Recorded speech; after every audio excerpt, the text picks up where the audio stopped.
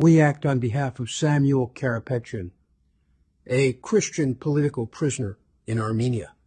Մենք հանդես են գալիս անուն Սամվել Կարապետյանի, Հայաստանում գտնվող քրիստոնյա քաղբանտարկյալի։ Այսօր Հայաստանը ղեկավարում է վարչապետ Փաշինյանը։ Ես նրան անվանում եմ Թույլ Փաշինյան։ Այսպես եմ ասում, որովհետև նրա օրոք Հայաստանի բանտերը լեցուն են քաղբանտարկյալներով, իսկ հայաստանյաց առաքելական Սուրբ եկեղեցու դեմ իրականացվում են աննախադեպ հարձակումներ։ Unprecedented attack on the Armenian Apostolic Holy Church.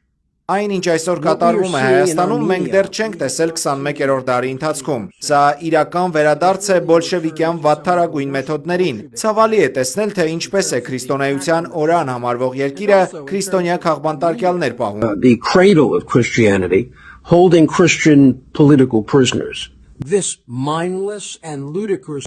Այս անմիտ ու զավեշտալի վարքագիծը բացատրվում է միայն մեկ բանով՝ Փաշինյանի եւ նրա շրջապատի քաղաքական թուլությամբ։ Նրանք կառավարում են մի ձևով, որն ավելի շատ ձեռնտու է թշնամիներին, քան սեփական ժողովրդին։ Managing a country in a way that seems to better suit its enemies than its people.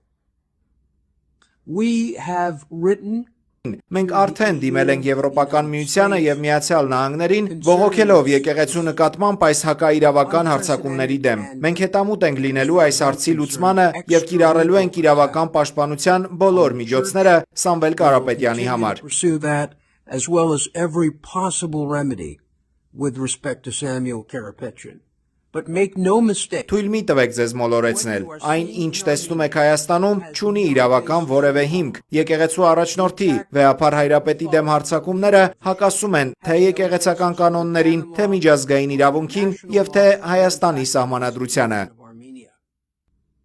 The benefit of these attacks accrue to the enemies of Armenia. Սրանից օգուտ են ստանում միայն Հայաստանի թշնամիները, նրանք, ովքեր հայ քաղբանտարկյալներ են պահում Բաքվում։ Կառավարության այս վարքագիծը ամոթալի է եւ դատապարտելի։ Ես կոչ եմ անում բոլորին, անկախ դավանանքից, ինչպես նաեւ քաղաքական առաջնորդներին եւ Եվրամիությանը խստագույնս դատապարտել այս ամենը։ And certainly the EU to condemn this conduct in the strongest possible terms. Շնորհակալություն։ We all know this is a political case.